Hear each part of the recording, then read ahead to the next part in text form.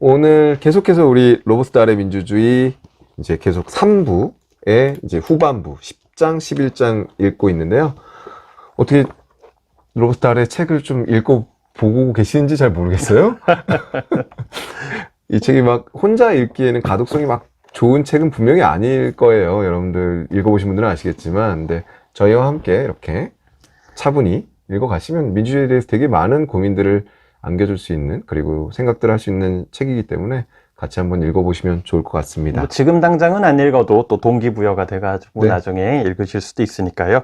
믿어야죠. 네. 자, 오늘은 이제 10장, 11장인데요. 우리가 지난 시간에 이야기했던, 그러니까 이 9장에서는 규모에 따라서 민주주의가 다양한 모습을 가질 수 있다라고 하는 얘기를 했습니다.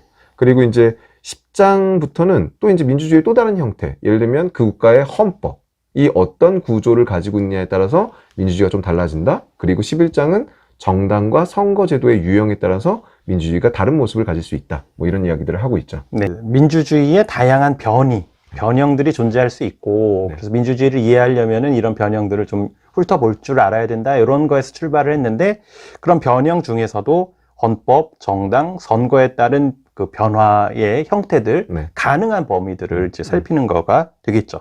네. 그리고 특히 이제 이 10장의 헌법이 나오는데, 그런 뭐 뒤에 11장의 선거도 마찬가지고 결국은 민주주의에 알맞은 헌법의 구조는 무엇일까? 뭐 이런 관점에서 한번 보시는 것도, 그리고 선거제도가 민주주의에 충실한 선거제도는 어떤 것일까? 근데 물론 거기에 뭐 딱 여기에 정답이 있지는 않습니다. 그런데 이제 여러분도 한번 같이 이야기를 나눠봤으면 좋겠습니다. 네. 어떻게 먼저 이제 헌법적인 이야기들부터 하죠. 10장에. 네. 여기 이제 이 달 선생님이 헌법에 관한 이야기들을 쭉 써 놓으셨죠. 어떻게 보셨나요? 로버트 달은 오래된 민주주의 국가들, 그러니까 민주주의가 어느 정도 안정이 되고 유지되고 있는 국가들을 이렇게 쭉 분류를 해 놓습니다. 22개 국가를 분류해 놓는데, 여기 우리나라가 들어가지 않는다는 게 먼저 눈에 띄었습니다. 우리나라는 그래 안 되죠. 여기는 적어도 1800년대에 뭔가 민주주의적인 기운이 싹 트여야 되는 거니까. 그래도 코스타리카도 들어가 있는데, 코스타리카. 그건 이제 라틴 아메리카에서 유일하게 1950년대부터 지금까지 민주주의를 해오고 있으니까 전체 대륙에서 너무 남미만 소외되는 건 좀 그래서 아마 넣으신 건 아닐까? 뭐 일본도 들어가 있는데. 일본, 그렇죠. 일본?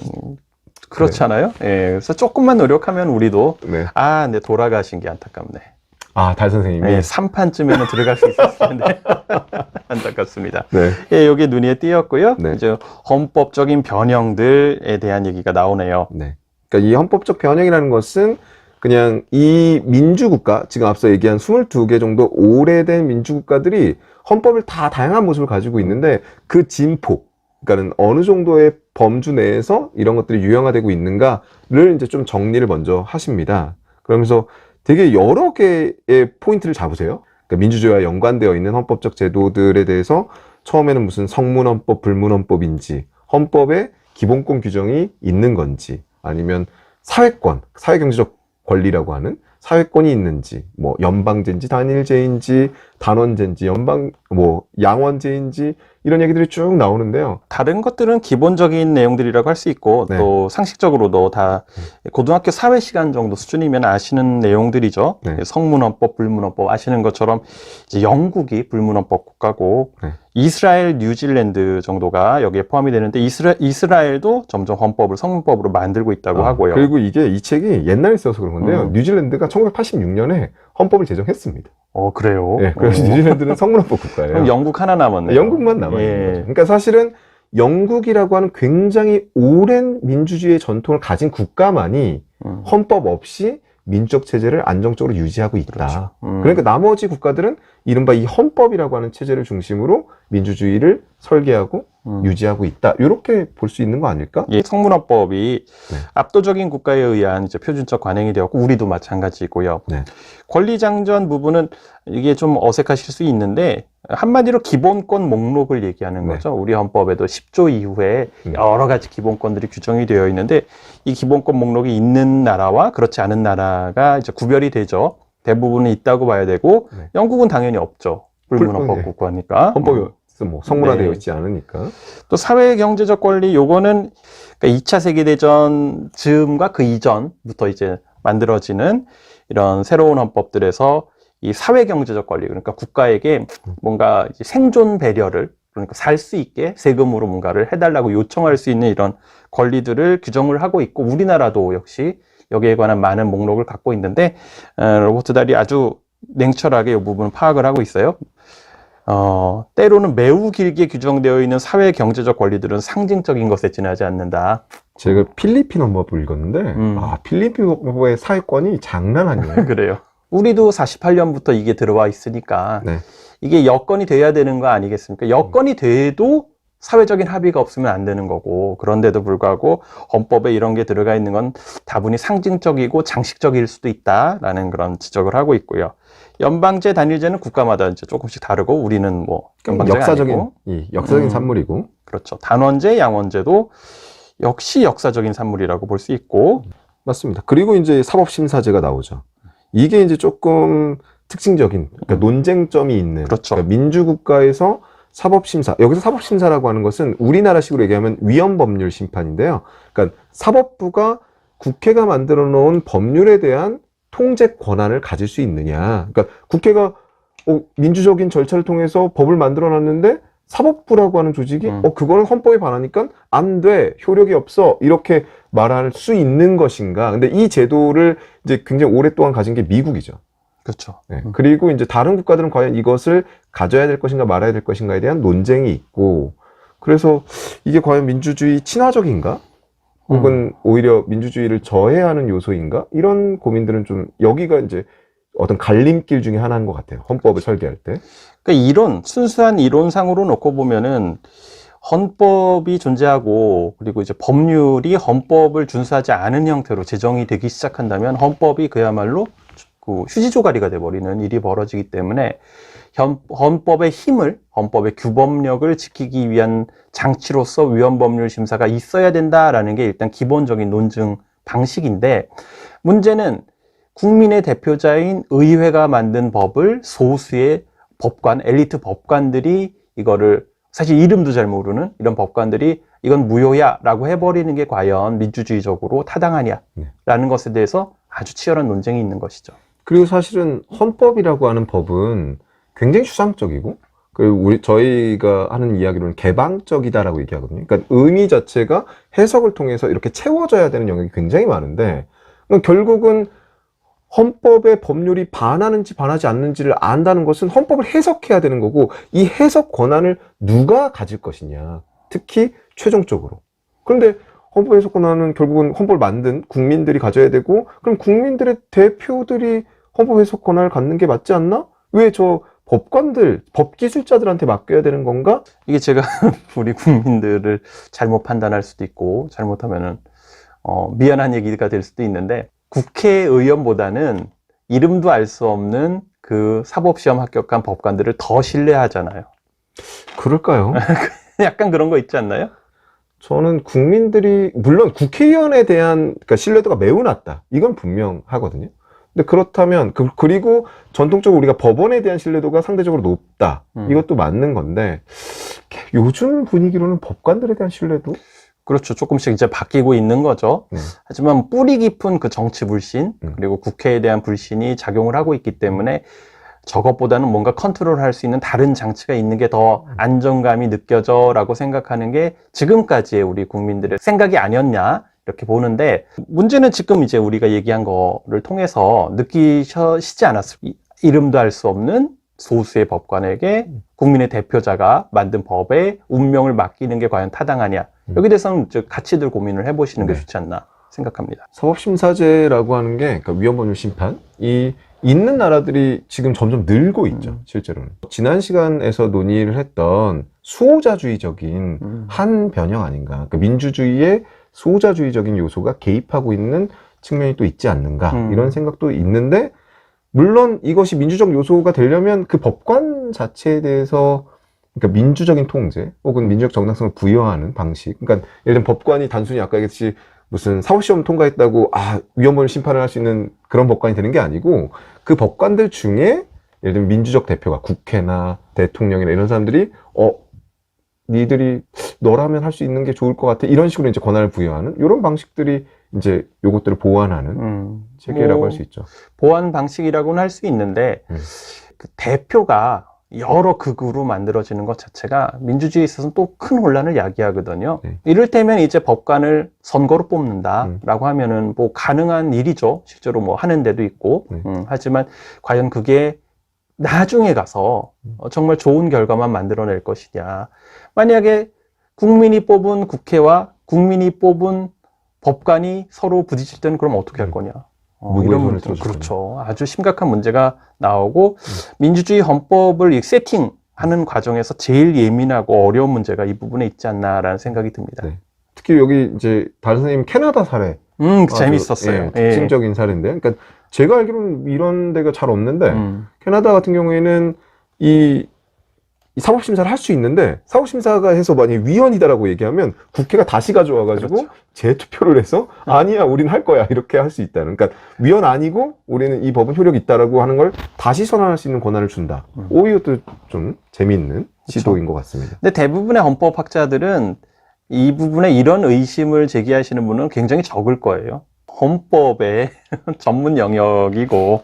그러니까 사실은 우리가 솔직히 말씀드리면 헌법학자들 중에 많은 사람들은 헌법재판소 덕분에 밥을 먹고 너무 솔직한 거 아니에요? 그러면 이거 편집 안 할 겁니다. 이거 안 되겠다. 이건 편집해야 되겠는데. 그리고 그 다음에 이제 이어지는 게 이제 결국은 그런 법관들의 임기. 그러니까 법관들의 맞아요. 문제가 민주주의의 중요한 요소라는 걸 이제 다른 선생님 생각하시는 거죠. 그래서 법관의 임기를 종신으로 할 것인지 아니면 일정한 제한을 줄 것인지, 뭐 6년이든 10년이든 이렇게 제한을 줄 것인지. 특히 이제 이 종신이 미국이 이제 종신을 하고 그렇죠. 있으니까 연방 대법관을. 그러니까 이 논의를 하는 건데 어떻게 보세요?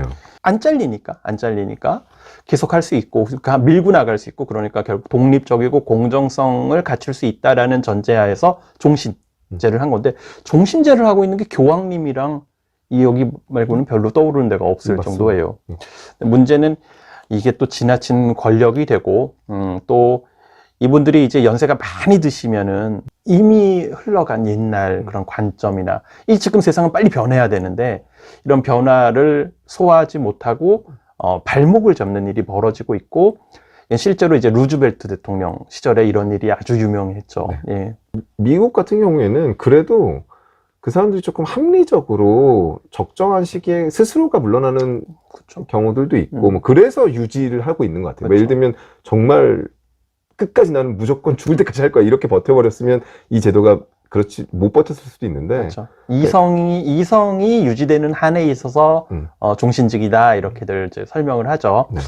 근데 이제 요거의 이 문제점을 알게 된 독일 같은 그런 국가들은 좀 절충안을 만들었어요. 그래서 임기를 헌법재판소 같은 경우는 12년으로 했죠. 길죠. 네, 그래서 종신은 아니지만 그렇다고 누가 물러나라고 해가지고 뭐 중간에 그만둘 리는 없는 정도의 안전장치를 만들어 놓는 방향으로 해결을 했는데, 이제 비교해 보면 우리나라는 정말 애매한 상황이 아닌가.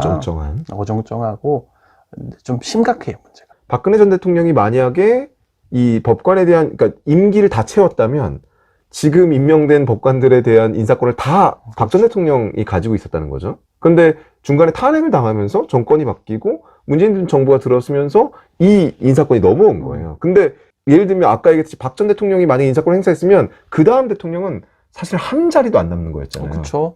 근데 그거는 종신직으로 하거나 12년으로 했을 때 더 큰 문제가 생기죠. 그러니까 저는 그런 이 임기가 이 민주적 그를 임명하는 임명권자의 임기와 또 어떻게 관련성을 맺어야 되는가, 이런 고민도 좀 있는 것 같아요. 그렇죠. 그것도 중요한 고민 부분인데 저는 좀 다른 부분이요. 이 사회 경제적 영역으로부터의 독립성을 확보할 수가 없다. 무슨 말이냐? 아주 쉽게 얘기해서 우리가 평균 수명이 굉장히 길어졌잖아요. 6년이시면요, 이 은퇴하시고 나면은 아직도 교육을 시켜야 되는 애들이 있어요. 아니면 시집장가 보내야 되구나. 오늘 예민한 얘기 많이 나오네. 그러면 결국에는 퇴임 후를 준비하지 않을 수 없다는 거예요. 최고 법관들이.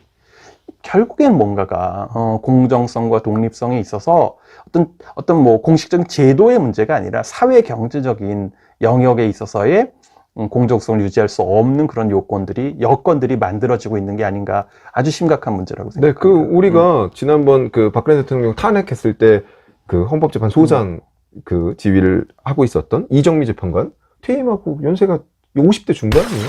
그래요? 응?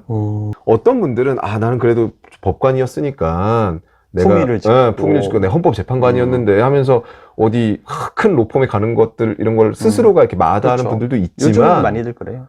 그러니까 국민의 시선이 무서워서 그렇긴 한데 이런 것들은 국민들이 사실은 관심을 가져야 돼요. 예, 맞습니다. 이 부분에 우리가 두 눈 똑바로 두고 감시하지 않으면 여기는 이미 사실 열려 있는 거예요. 이건 문제가 발생할 수밖에 없는 것으로 이미 제도가 준비를 하고 있는 거란 말이에요. 예, 이런 거 아주 예민하게 봐야 합니다. 그러니까 법관의 임기를 길게 했을 때 법관이 권력화되는 문제와 또 짧게 했을 때 외부, 그러니까 이 자리 다음에 가야 되는 그 권력, 사회 경제, 그러니까 저는 돈 많은 사람들을 얘기하는 거예요. 이 돈 많은 사람들이 이 법관, 너 그만두고 뭐 할 거야? 이거로부터 부자유스러워지는 문제. 그러니까 도대체 어디가 합리적인 절충의 지점인가? 독일식이 제일 지금까지는 합리적인 거예요. 12년 정도로 좀 길게 만들어 놓는 게 어차피 절충을 해야 된다면. 근데 저는 법관이 최고법관 한 다음에 다시 왜 단독 재판 법관으로 못 가는, 이게 가면 안 돼요? 조직 생활을 안 해봤구나. 안 됩니다. 네.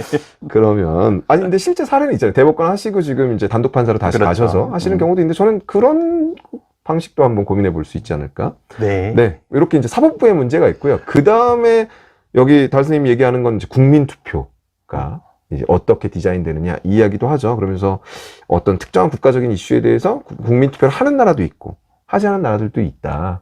근데 이제 좀 오래 한 나라들은 한두 차례 경험들이 그렇죠. 있는데 이 국민투표라는 게 또 살짝 어려운 문제죠. 어려운 문제죠. 대의제 국가에서 국민투표. 그래서 국민투표도 그러니까 일정한 경향성이라고 하는 것은 사실은 오래된 국가들은 가지고 있지만 그것이 필수적인 요소인지에 대해서는 명확한 것이 없다. 그렇죠. 이 정도 이야기고요. 국민투표가 국민이 모든 걸 결정하니까 민주주의에 정말 꽂히고 왕이다라고 생각하기 쉬운데 역사적으로도 그렇고 현실적으로도 그렇고 그렇지만은 않다까지 얘기를 하고 나중에 요거는 집중적으로 한번 다뤄보죠. 국민투표 진짜 딱 집중적으로 한번 예. 다뤄보고요.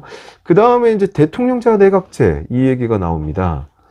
이거는 이제 뭐 뜨거운 얘기긴 한데 달 선생님은 미국도 한 30년만 헌법을 늦게 만들었으면 대통령제 안 했을 것이다 뭐 이런 얘기 하셨는데 그렇죠. 미국에서 이제 마지막 영국이 하고 있던 내각제가 되기 직전 단계 정도의 단계를 답습하지 않기 위한 그런 노력들을 많이 했고 그래서 해밀턴이 원래는 왕을 세우려고 그랬어요. 종신직의 군주를 세우려고 했는데 뭐 여기에 대해서 이제 당연히 굉장히 큰 반발이 이루어졌고 그래서 어떻게 할 것이냐 막 고민을 하다가 맨 마지막에 재원 회의를 했잖아요. 재원 회의를 했는데 마치 밀린 숙제처럼 마지막에 얼기설기로 만들어가지고 결국에는 대통령제가 됐다라는 설명이 로버트 달의 다른 책에 있죠. 네. 근데 문제는 이 대통령제라고 하는 게 미국에서는 성공을 했다는 거예요. 미국 민주주의에서는 이게 굉장히 신기할 정도로 성공을 한 거죠, 사실은. 왜냐하면 미국 민주주의 200년의 역사에서 그 대통령들이 그 어떤 일정한 정치 관행을 만들어내면서. 근데 저는 이제 굉장히 인상적인 게 그 양반이죠. 조지 워싱턴. 이 사람이 잘못했으면 미국 민주주의 망했을 텐데. 미국 초대 대통령 조지 워싱턴이 대통령이 됐단 말이에요. 근데 그때는 아까 잠깐 이야기한 것처럼 대통령 왕처럼 생각하는 경향성이 강했다는 그렇죠. 거죠. 그러니까 선출한 왕. 그러니까 실제로는 짐이라고 하는 표현도 쓰고 했다는 기록들이 나와요. 근데 이제 당시 임기는 4년으로 2번 할 수 있는 그게 이제 헌법의 세팅이었는데 이 4년 2번 하고 이제 퇴임이 다가오는데 누가 이 워싱턴의 빈자리를 채워줄 것인가에 대한 굉장한 불안들이 있었다는 거죠. 그래서 당시 사회에서 이거 헌법 고치셔가지고 한 번 더 하시라고 초대 대통령은 계속할 수 있다. 이렇게 예외를 한번 둬보자. 이런 논의를 실제로 했다는 거죠. 우리도 하려고 했죠. 우리는 했죠, 실제로. 우리는 했고. 근데 이 조지 워싱턴이 그 이야기를 내가 만약에 한 번 예외를 만들면 앞으로 계속해서 예외가 오고 대통령직은 그랬을 때 독재 국가의 수장이 될 뿐이다. 그러면서 거부를 하고 퇴임을 하셨다는 거잖아요. 대통령제의 여러 가지 문제점이 있지만 뭐 제일 핵심은 이제 독재화 될 수 있다는 것이죠. 대통령이 많은 권력을 가질 수밖에 없는 구조고 냉철하게 보면은 그 미국식에 가까운 대통령제를 운영하고 있는 나라 중에서 민주주의가 성공한 나라가 극히 뭐 거의 없다고 봐야 되고 만약에 우리가 그래도 민주주의를 좀 하고 있다 그러면 아마 미국이랑 우리나라 말고는 찾기가 정말 어렵지 않을까 그런 생각이 듭니다. 19세기에서부터 20세기까지 만들어진 민주국가 대부분은 의원내각제 국가입니다. 정부행태 얘기를 할 때 대통령제, 의원내각제, 그리고 이걸 섞어놓은 뭐 이원 집정부, 프랑스식의 이원 집정부, 뭐 이렇게 보통 세 가지의 유형을 크게 이야기하는데 사실은 이건 비중상은 좀 안 맞는 거죠. 그러니까 민주국가의 거의 80%는 압도적인. 의원내각제를 하고 있고 대통령제 하는 국가는 민주주의가 좀 실패하는 경향성들을 그렇죠. 보였고. 우리가 이제 대통령제 국가에서 살기 때문에 거기다 미국이 하니까 글로벌 스탠다드 미국이 하니까 다 대통령제를 기준으로 세상을 바라보는 그런 경향이 생길 수밖에 없는데 전혀 아니다. 압도적인 다수의 민주주의 국가는 내각제를 하고 있고 심지어 미국도 30년 뒤에 만들었으면 내각제를 했을 것이다. 더 과학적이고 민주주의 원리에 사실 부합하게 되어 있죠. 그러면 대통령제 이야기 여기까지 하고요. 그 다음에 이제 선거제도 얘기는 다음 장에 이제 나오니까 거기서 이제 다루기로 하겠습니다. 그러면서 이러한 헌법이라고 하는 게 아까 다양한 스펙트럼이 있다. 그러니까 이 변형되는 폭이 있는데 이 변형된 폭에 따라서 얼마나 큰 차이를 가져올 것이냐를 굉장히 많은 요소들을 얘기합니다. 그러면서 뭐 안정성, 기본적인 권리의 보장, 중립성, 책임성, 공정, 그 다음에 정부에 기초한 합의, 효과적 정부, 적절한 결정, 투명성, 이해가능성, 탄력성, 정통성. 네. 이렇게 수많은 것들이 이제 차이를 가져올 수 있다라고 얘기하기는 하는데, 저는 이것보다 그 나중에 나오는 결론이 결국은 지금 달수님이 하고 싶은 얘기는 거기에 있지 않나 싶어요. 그러니까 뭐냐면, 헌법을 아무리 잘 만들어도 민주주의를 할 수 있는 조건이 갖춰져 있지 않으면 민주주의가 어려운 거고, 헌법을 아무리 못 만들어도 민주주의를 할 수 있는 조건이 돼 있으면 민주주의는 또 이루어질 수 있다. 그런데 이 헌법이 만들어내는 차이는 이 불리한 조건과 유리한 조건, 애매한 중간 상태에 있는, 그러니까 불리한 것도 있고 유리한 것도 있는 이런 나라에서는 헌법이 중요하다. 이런 얘기가 핵심이지 않을까 싶은데요. 그렇습니다. 법이라는 게 사실 그래요. 사람들만 다 착하고 괜찮은 법 필요 없을 수도 있어요. 맞습니다. 예. 사람이 다 엉망이면은 아무리 좋은 법을 갖고 와야 부작용만 나타난다 이거죠. 같은 맥락에서 헌법도 그런 속성을 갖는다. 그래서 매우 유리하지도 불리하지도 않은 조건이 혼합되어 있는 애매한 영역에서 여기서 헌법적 설계의 선택의 중요성이 나타난다라는 것이 이 챕터의 마지막 결론입니다.